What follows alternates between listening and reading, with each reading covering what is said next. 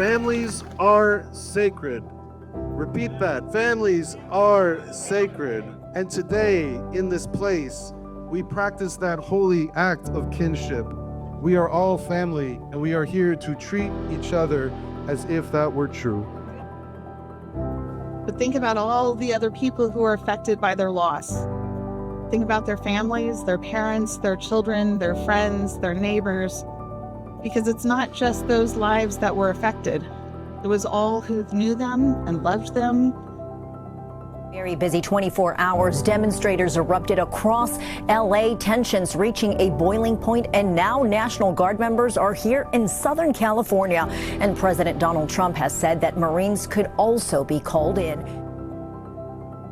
Reverend Tanya Lopez is still rattled after witnessing what she believes were federal immigration enforcement officers taking a man into custody earlier this week on church property. By the time I saw him, he was already on the ground with 3 armed, masked, unidentifiable men surrounding him. Social safety net programs are at risk under President Trump's mega law, which slashes Medicaid and food stamps. An estimated 10 million people are expected to lose their health insurance under the law. How badly do people actually need this health care and this health insurance from the government? It's critical. The federal government is spending $134 million to deploy hardworking members of our military to Los Angeles. Imagine what we could achieve with $134 million here in our city. For $20 million, we could serve thousands of immigrants citywide to become citizens.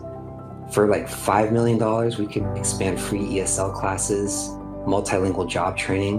For $50 million, we could build thousands of units of housing that's affordable. For $25 million, we could provide universal childhood education centers in most of our highest need communities. Talk about one of the main issues in the Bay Area. One is housing, one is affordability.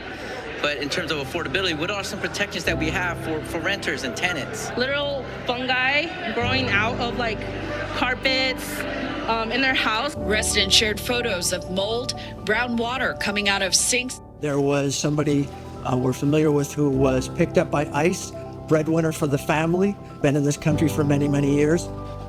He's now in Bakersfield at the detention facility, and his wife has lost her visible means of support. So we're trying to figure out ways to support her, and this is affecting families and communities. Our faith values tell us that our families are sacred. So we work with the immigrant community. We work together to help keep families together. What we have organized is a group of people to accompany and be with immigrants when they show up to court so that they don't have to be alone, they can have accompaniment. Sabemos que vienen muchos recortes en salud. Nosotros estamos apoyando ahorita con campañas de clínicas móviles para que todas las personas que el día de mañana se vayan a ver afectados por un recorte en el medical, al menos ellos ya tengan sus exámenes de glucosa, de diabetes, de sangre. Del Norte County is on the cusp of opening their largest resource for unhoused people to date. True North Organizing Network spent years organizing and raising awareness in order to raise funds. It's going to change the way that people see the unhoused population. Olivia, the Inland Congregations United for Change feeds upwards of 5,000 people a month.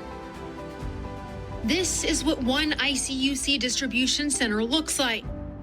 Because they may be potentially running on fear or, lack of work. They might be in this state where they're not able to do things that they normally do, like go to the store out of fear. A raíz de los operativos que se han intensificado en ciudades como Chicago, el miedo, dicen estos organizadores, entre las familias inmigrantes es creciente. Estamos involucrando gente que son afectadas directamente.